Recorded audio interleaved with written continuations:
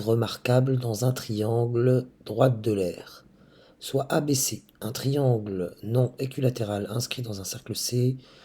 On a une succession d'informations. O, c'est le centre du cercle, d'accord. F est le point diamétralement opposé à A. Donc AF est un diamètre du cercle.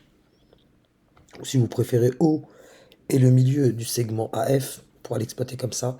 K est le point d'intersection de la hauteur issue de A avec le cercle C. Donc il y a un point K ici. On nous dit il est l'intersection de la hauteur issue de A avec le cercle C. Donc là, j'ai un angle droit, d'accord, très bien. H, M est le milieu de BC. Donc là, voilà une donnée à prendre en compte. H est le point d'intersection des droites FM et AK, mais je pense que ça, on doit le voir. FM et AK, donc FM, si je la prolonge, et AK également, je vois que c'est le point H, très bien. G, le point d'intersection, et le point d'intersection, on les voit déjà. Et on admet que certains triangles sont rectangles, on verra comment on va exploiter ça au fur et à mesure. Il y a beaucoup de choses à voir, hein. On va y aller doucement. J'efface tout ça, en gardant en tête ce que je viens de vous énoncer et ce que je viens de découvrir. Montrer que la droite OM est une médiatrice du segment BC. Donc déjà, la médiatrice, pas besoin de rappeler ce que c'est. La médiatrice du segment BC. C'est la droite qui va passer par le milieu du segment BC, tout en étant perpendiculaire à BC. Ça serait trop facile si c'est comme ça, mais je vais faire une technique qui fonctionne assez souvent, sans montrer la perpendicularité de OM, de la droite OM avec BC. Donc M, vous êtes d'accord avec moi que M, puisqu'il est le milieu, donc M, excusez-moi, je vais pas vraiment rédiger, hein. M est le milieu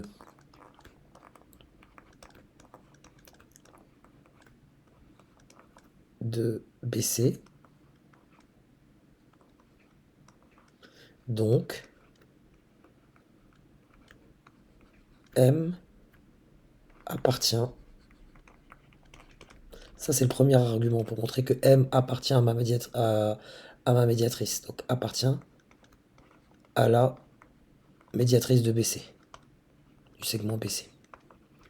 De BC. Bon.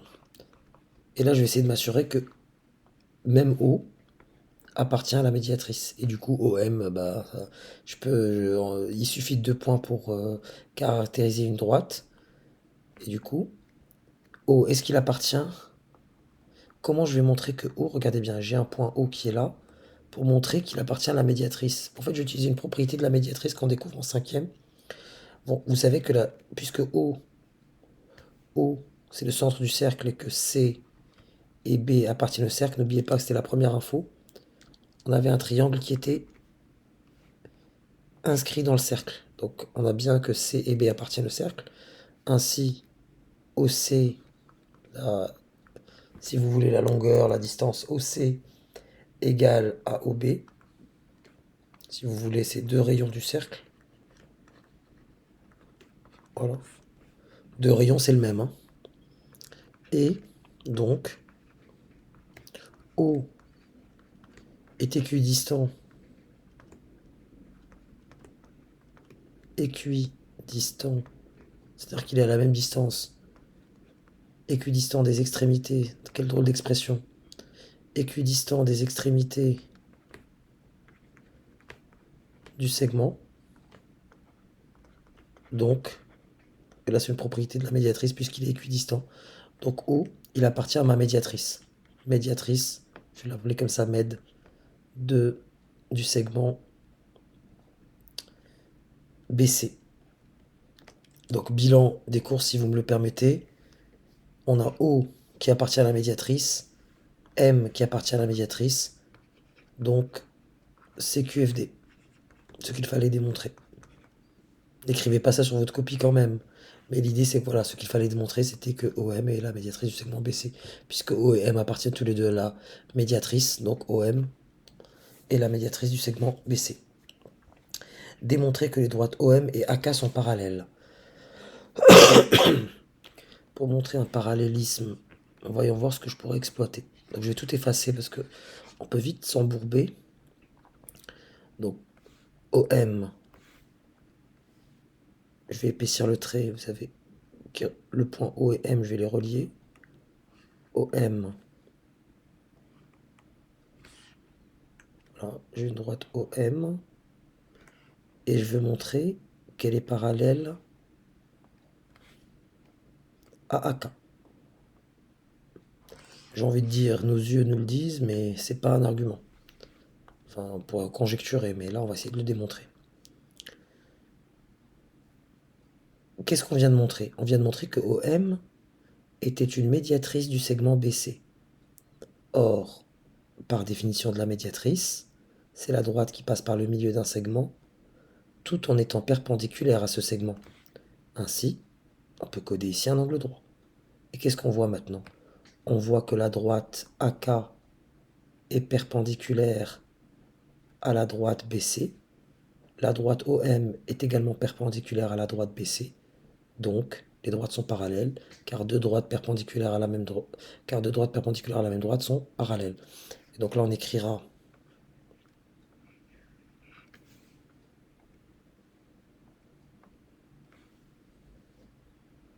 OM est perpendiculaire à BC et AK également. Donc AK est perpendiculaire à BC.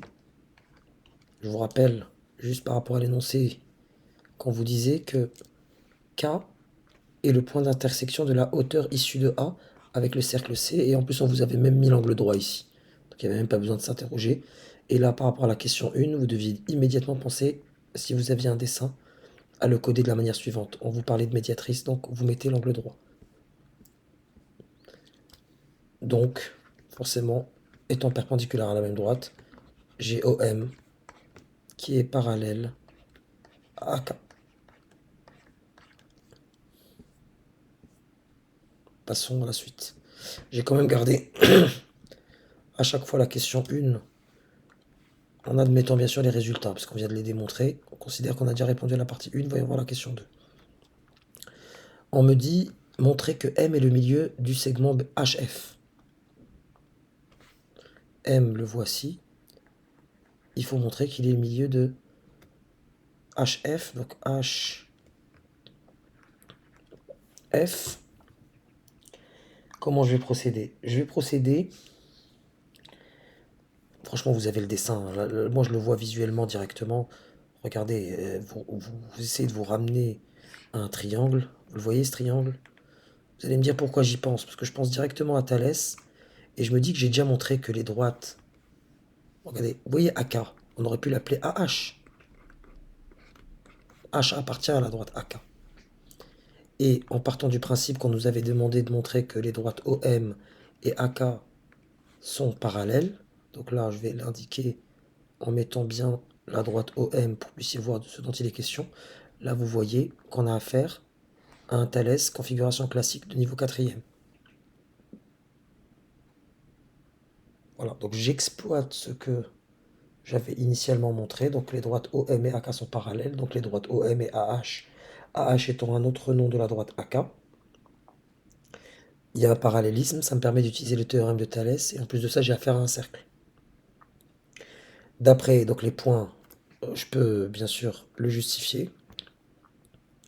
Alignement des points, donc on a les points d'une part, d'autre part, les points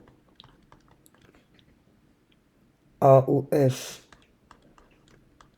sont alignés dans le même ordre que les points. Très mauvaise rédaction, soit dit en passant. H MF, une autre manière de dire que les droites AO et HM sont 50 en F. Deuxième condition, on l'avait démontré à la question précédente, on a bien que les droites OM et AH sont parallèles. Les droites OM et AH sont parallèles.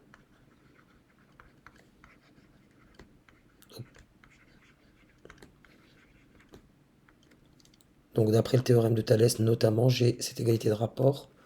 Donc d'après le théorème de Thalès,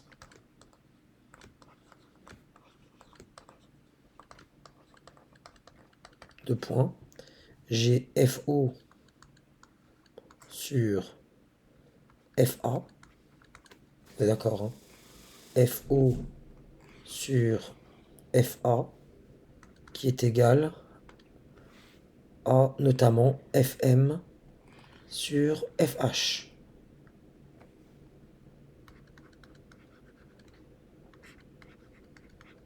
Qui est égal au dernier là, c'est alors que je vais mettre en vert, c'est-à-dire OM sur AH. Mais vous me direz que j'utilise le théorème de Thalès alors que j'ai aucune longueur.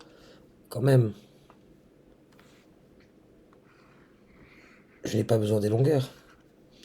J'ai affaire à un cercle, je sais que FO c'est un rayon et FA c'est un diamètre. Donc FO c'est la moitié de FA.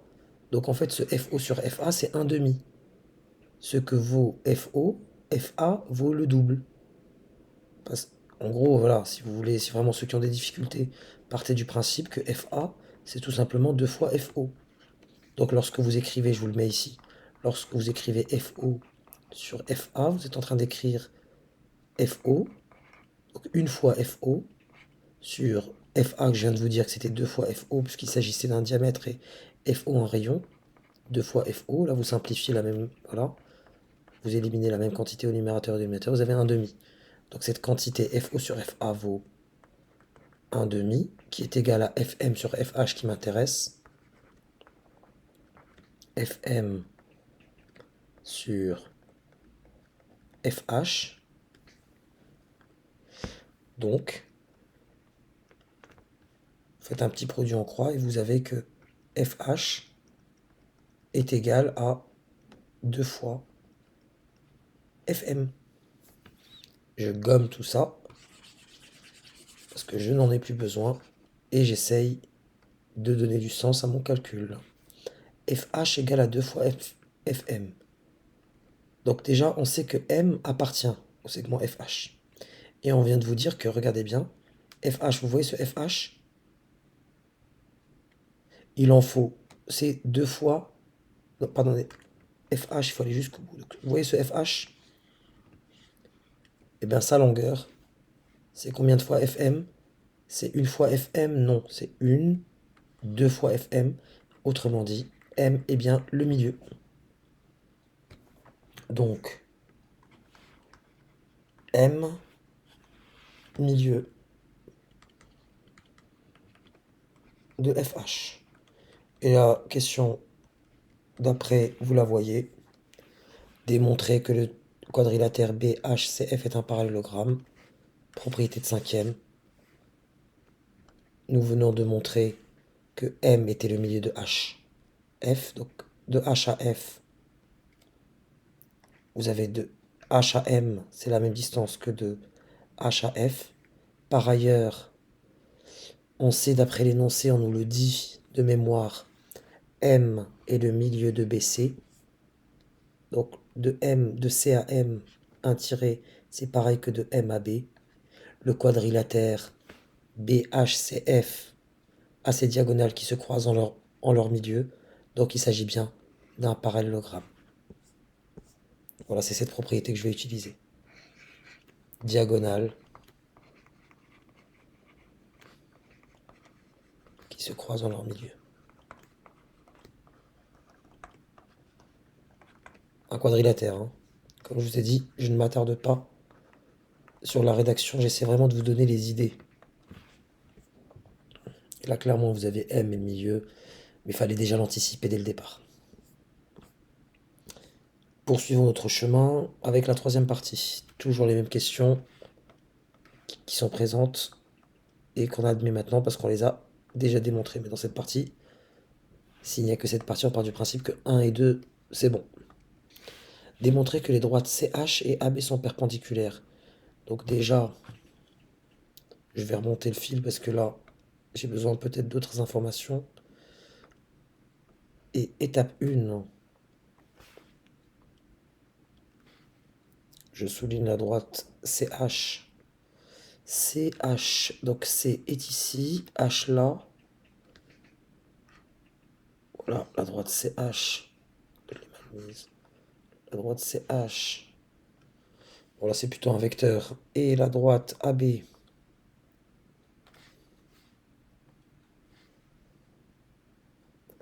La droite AB. Voilà. J'en profite pour prolonger CH. Voilà. Montrez-moi qu'il y a un angle droit ici. Telle est la question. Comment allons-nous procéder par rapport aux informations dont on dispose? Est-ce qu'on a montré précédemment? On sait qu'on a affaire à un parallélogramme, qu'il y a un certain parallélisme entre OM et AK. Et là, comment allons-nous montrer qu'il s'agit bien qu'il y a une perpendicularitée? Je suis comme vous, je découvre. Et je vais d'abord penser... J'aurais pu penser au théorème de Pythagore, mais je ne dispose d'aucune longueur. Je dispose d'autres infos. Je sais qu'il y a des triangles rectangles ici et là. Et je sais par exemple, puisque là il y a un angle droit, et que cette droite-là, là, elle est parallèle à celle-ci.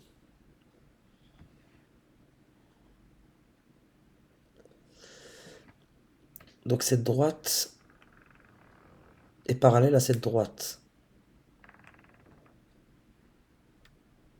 Ça, c'est une information qui est donnée. Sauf que, information ici, on me parlait d'un triangle AFB rectangle en B. Autrement dit, il y a un angle droit là. Mais les deux droites bleues, elles sont parallèles. Donc forcément, ça, on en déduit cet angle droit. Bon, on va essayer de le rédiger pour l'expliquer. Donc vous voyez comment l'idée émerge petit à petit.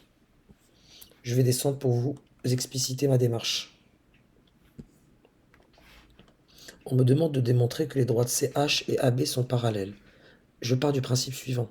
Et pour vous convaincre et non pas vous persuader, essayez de comprendre ma démarche. Première constatation, je pars du principe, je l'ai déjà montré, du fait que BH, CF est un parallélogramme. CH est parallèle. Là, j'écris qu'avec l'écriture, avec le codage, si vous voulez, l'écriture de la géométrie que vous manipulez dès la sixième, avec les symboles de géométrie basique. Donc CH est parallèle à FB.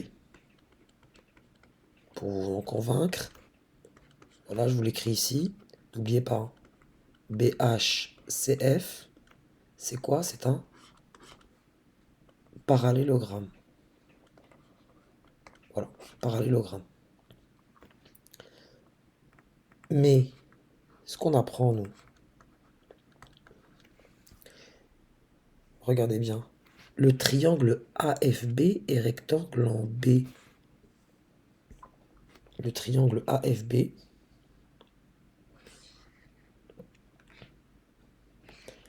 est rectangle en B.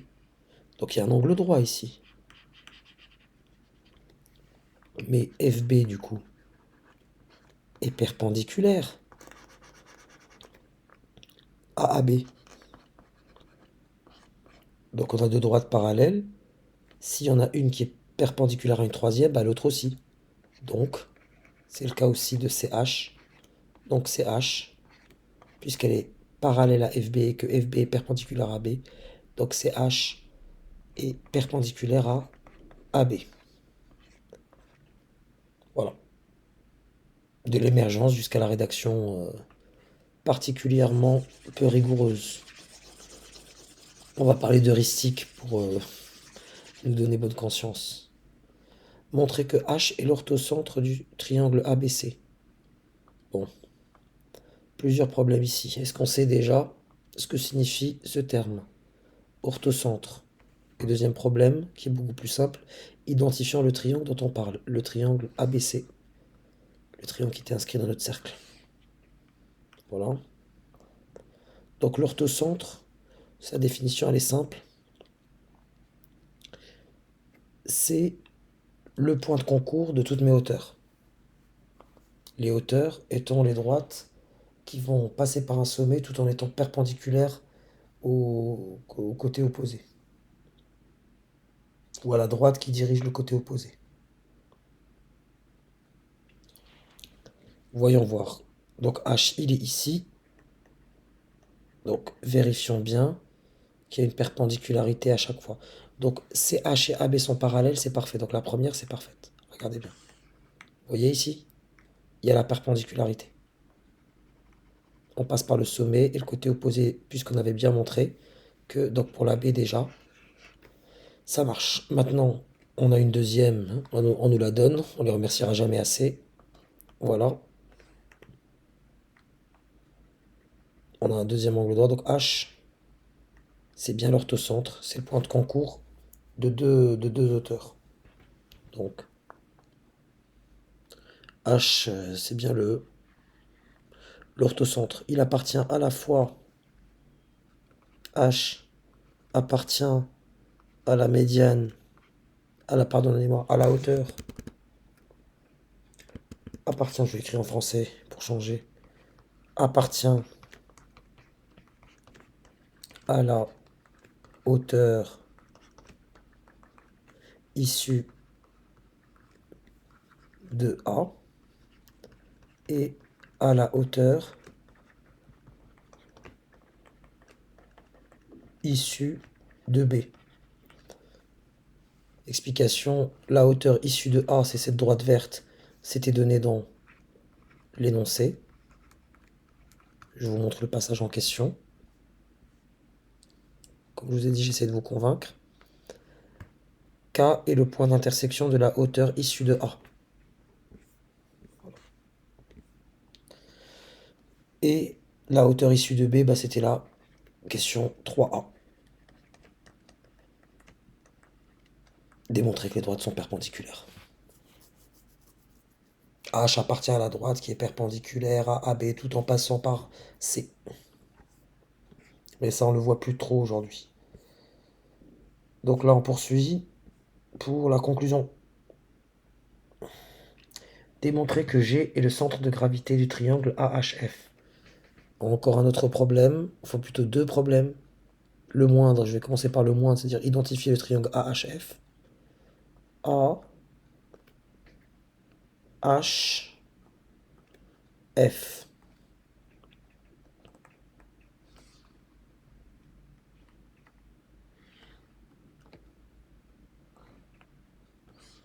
Voilà mon triangle, et on me dit démontrer que G, ce point G, est le centre de gravité du triangle AHF. Donc le centre de gravité, c'est le point de concours des médianes. Je dois définir les médianes.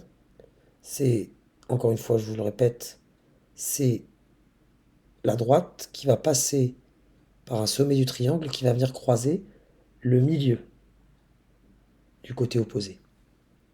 Prenez un sommet, cette droite, elle va passer par ce sommet et elle va le relier avec le milieu du côté opposé.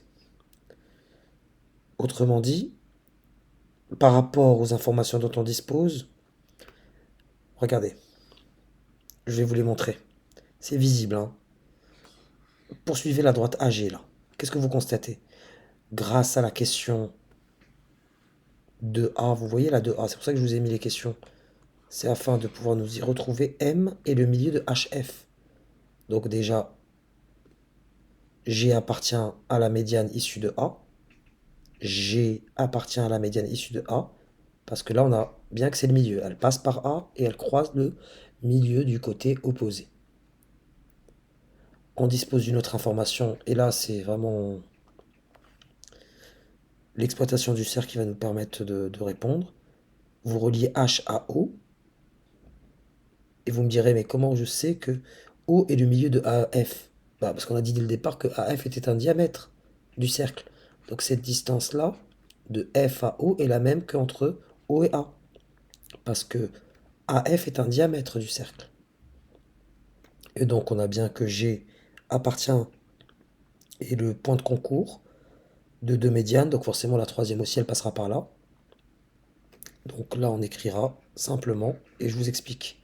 Donc G appartient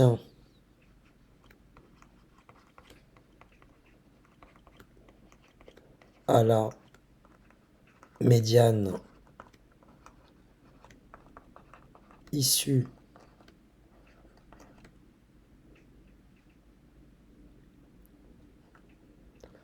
de A. Pourquoi? Car M est milieu de HF si vous voulez. Et vous avez quoi d'autre? G, pareil, hein, appartient à la médiane issue de H au milieu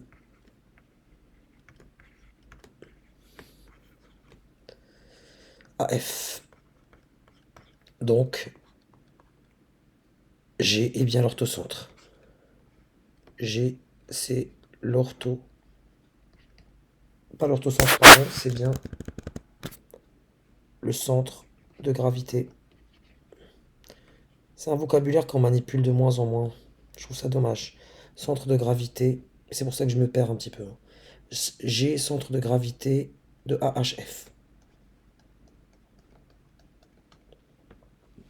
Quelle est la position remarquable de G? Puisque c'est le centre de gravité remarquable, c'est le centre de gravité. Oui, oui, la position remarquable de G sur le segment OH.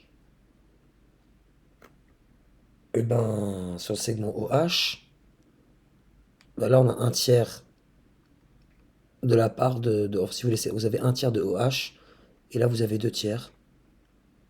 Je je sais pas comment l'écrire. OG égale un tiers de OH. Oui, je dirais ça. Bon, bah, du coup, je dirais que OG égale à un tiers de OH et GH, c'est deux tiers de OH. Montrer que G est aussi le centre de gravité du triangle ABC. Bon, j'efface tout cet argumentaire pour conclure l'exercice. En partant du principe que j'admets ce que je viens de démontrer également là à l'instant. G est aussi le centre de gravité de ABC. Je vais effacer pour m'y retrouver. ABC, c'est mon triangle initial, celui qui est inscrit dans le cercle. Je vais quand même le marquer.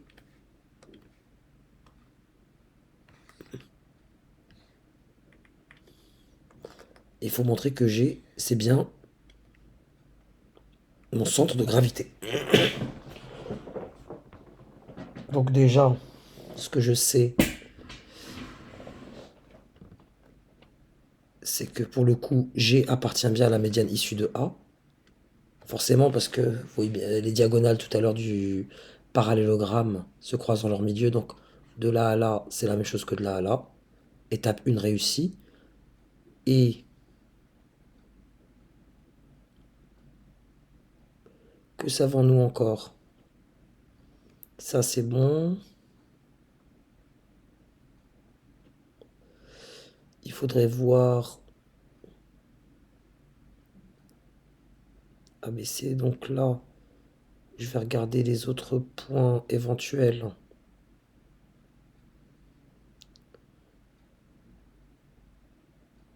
Je vais relier B à G pour voir ce que ça donne.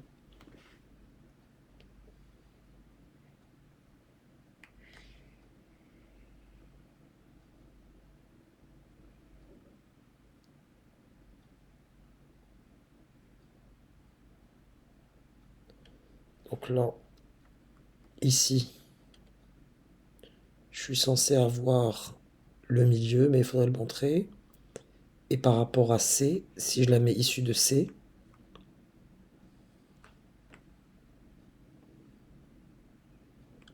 voilà. Donc pour la première, c'était bon. Ça va être très compliqué avec ce que j'ai mis en rose. Je vais essayer d'adopter une autre stratégie. Je vais adopter une autre stratégie, je vous explique. Je vais prendre ça plutôt. Je vais essayer de, je vais forcer le rapport avec ce qui se passe avant. Je vais partir du principe mécaniquement. G est le centre. J'écris lentement pour prendre mon temps de réflexion. Et le centre de gravité du triangle A2 directement, AHF. Donc, qu'est-ce que j'avais tiré de ces éléments-là? Donc, je prends mon rose, AHF, A, qui va vers H, qui va vers F, ici. Et là, c'est magnifique, oui, j'ai compris. Donc là, à partir du moment que j'ai... Vous voyez que AM, c'est à la fois une médiane du triangle bleu et du triangle rose. Et là, je vais utiliser une caractérisation de la médiane. Regardez ce que je vais écrire. Puisque,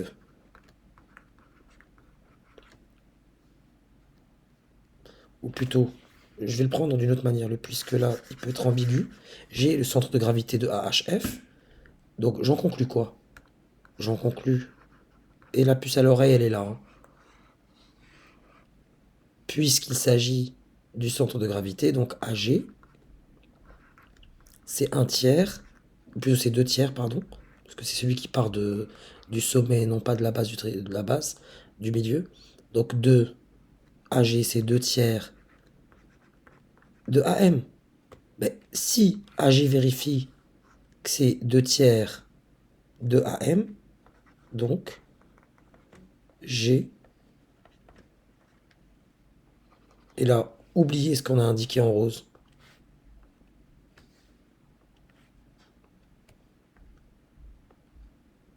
Si AG, c'est deux tiers de AM, donc G,